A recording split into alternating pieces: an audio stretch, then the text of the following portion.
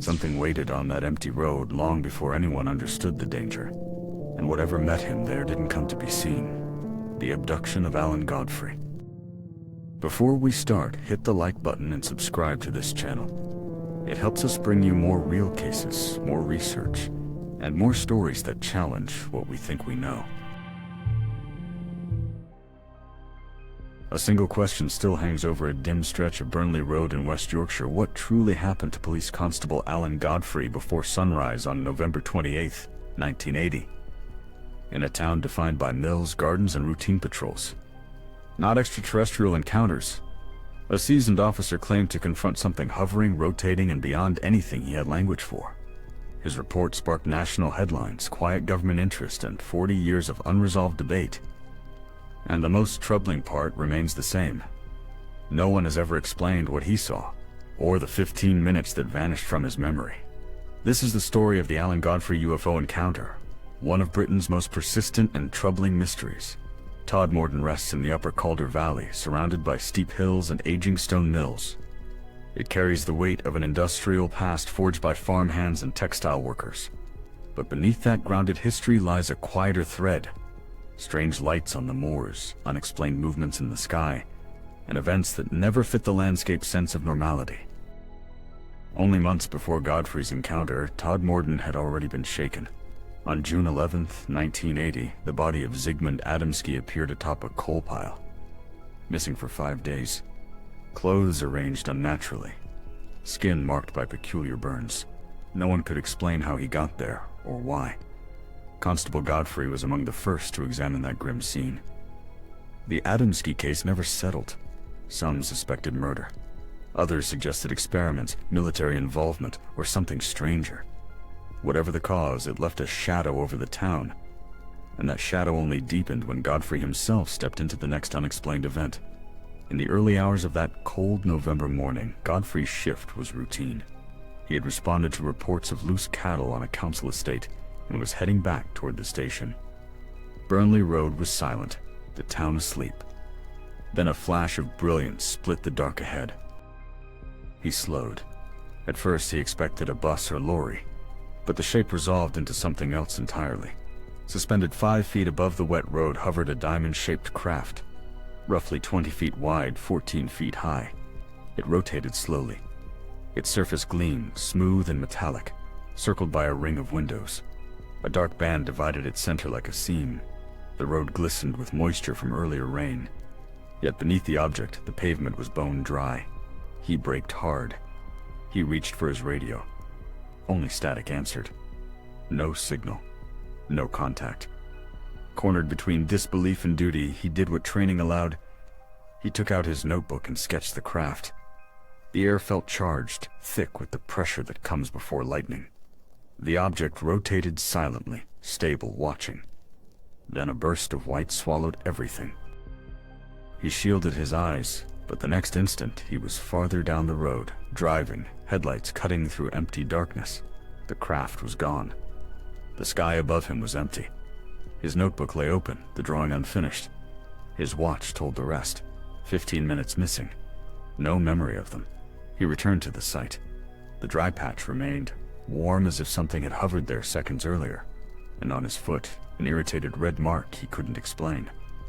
Word spread through the department. Some officers joked behind closed doors.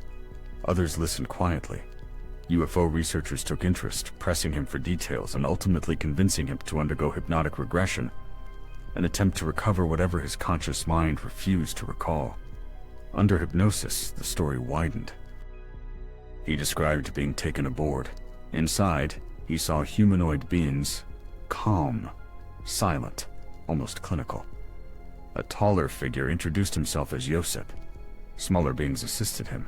Godfrey recounted a medical examination.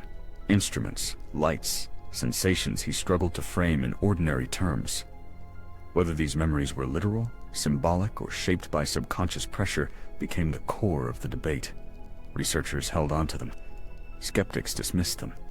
But nothing about the session resolved the mystery. Media attention followed.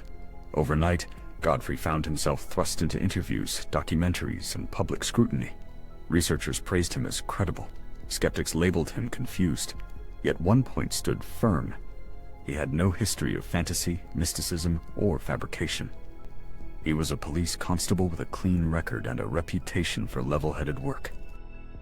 West Yorkshire Police stayed silent, neither endorsing nor condemning his claims.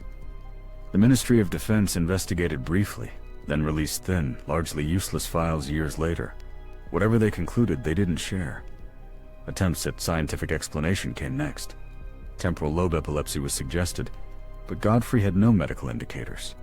Ball lightning was proposed, but ball lightning doesn't rotate, doesn't display windows, and doesn't leave a perfectly dry circle on a soaked road. Stress was another theory, possibly connected to the Adam Ski case, but Godfrey rejected that outright. And the people of Todmorden? They had their own stories. Residents had reported lights on the moors for years, objects that hovered, darted, shifted colors, or moved against the wind. Godfrey's sighting didn't create Todmorden's reputation. It simply amplified it. What makes the case difficult isn't a lack of detail. It's the balance of detail. A trained officer describes a structured craft. The radio fails. A warm, dry patch sits on wet asphalt. 15 minutes disappear. Hypnosis surfaces disturbing imagery. Government interest flickers and fades.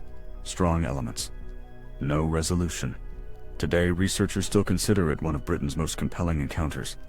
The mix of credibility, physical observation, and missing time matches patterns seen in global reports. But without hard evidence, no recordings, no debris, no radar confirmation, the event stays suspended between belief and disbelief. For Godfrey, the incident was life-altering. He held to his account despite mockery and institutional pressure. He documented his experience, spoke publicly, and pushed for serious investigation into unexplained aerial phenomena. His story never shifted. And after 4 decades, the questions remain intact. Was it extraterrestrial? A covert military device? A psychological anomaly with no external cause? Or something entirely outside our current framework? The Alan Godfrey encounter endures as a reminder of how thin the boundaries between the world we understand and the one we don't, and how even the most grounded witness can be pulled into a mystery that refuses to fade. What do you think happened that night? Could Godfrey's encounter be real? Share your thoughts below and subscribe for more stories of UFO cases.